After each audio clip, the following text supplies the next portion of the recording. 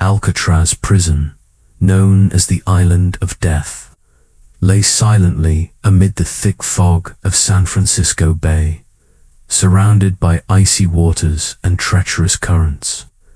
Alcatraz had long been a symbol of isolation and inescapability, but deep within its cold walls, for men quietly nurtured a bold plan that defied every limit the notorious prison imposed.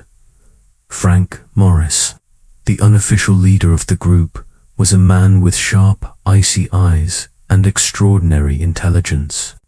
Born into poverty and raised in a violent environment, Maurice quickly learned that rules were for the weak. He had escaped from numerous prisons, from local jails to high-security facilities, before being sent to Alcatraz, with an IQ of 133.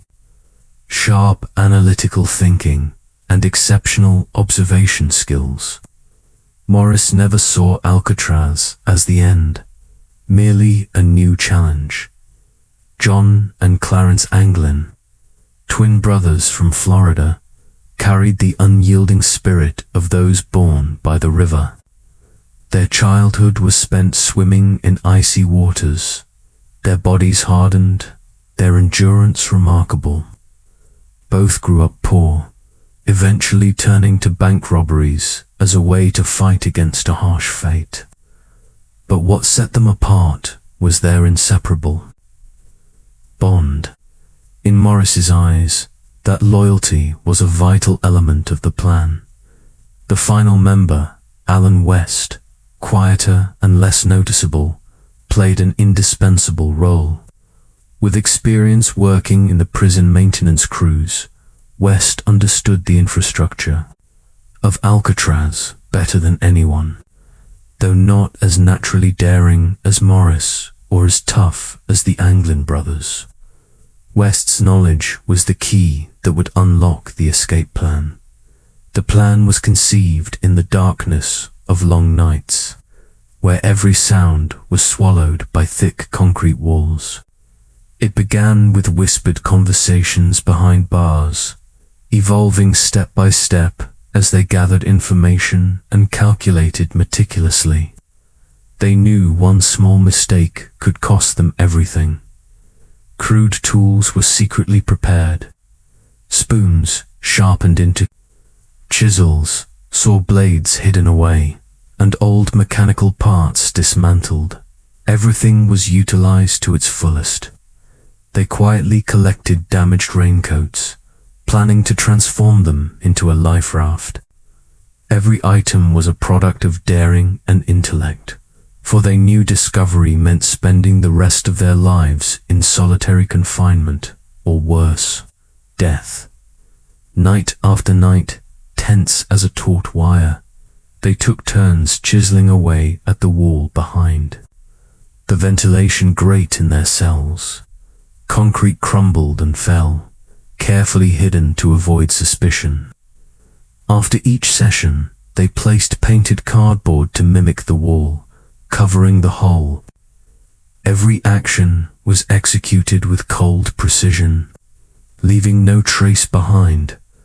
Alongside breaking through the wall, they crafted fake heads, using soap, toilet paper, and real hair gathered from the prison barbershop.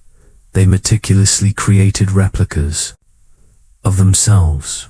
At night, the heads were placed neatly on their beds, covered with blankets to fool guards during surprise inspections. Many times, danger nearly struck. One night, as Morris was chiseling away, a guard's flashlight unexpectedly swept across the cell door. His heart nearly stopped, cold sweat running down his spine.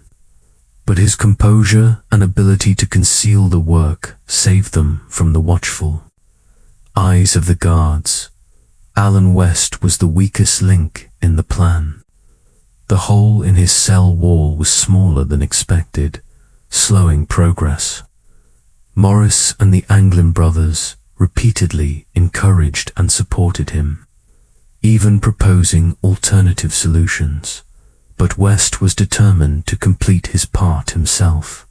For weeks on end, the four men worked like patient ants, chiseling their way to freedom, centimeter by centimeter. The hole behind the wall gradually widened enough for a person to squeeze through. In the narrow tunnels behind their cells, their homemade raft, ropes, and improvised life jackets were hidden, ready for the final moment. At last, the decisive moment arrived. On the night of June 11th, 1962, after more than 6 months of preparation, they knew this was their only chance. When darkness blanketed the prison and guard patrols were sparse, they began their escape. One by one, Maurice, John, and Clarence Anglin slipped through the hole behind their cells, maneuvering through narrow, hidden passages that led to an unguarded area. Alan West, delayed by his slow progress on the wall, could not get out in time and had to stay behind. Missing his chance to escape, the remaining three made their way to the northern shore of the island, where their homemade raft was hidden. The icy waters and strong currents did not deter them. They inflated the raft, donned their improvised life jackets, and began their life-or-death journey across San Francisco Bay. By the next morning, when the guards discovered the prisoners, seemingly still asleep in their beds, the fake heads still resting on the pillows, the three escapees had vanished without a trace. A massive manhunt was launched immediately, but all that remained were faint, cold clues. To this day, the fate of Frank Morris and the Anglin brothers remains one of Alcatraz's greatest mysteries. Did they perish at sea, or are they living free, somewhere hidden from the world? No one knows for certain, but one thing is clear: through intelligence, perseverance, and unyielding spirit, they transformed themselves from prisoners into legendary escapees of the century.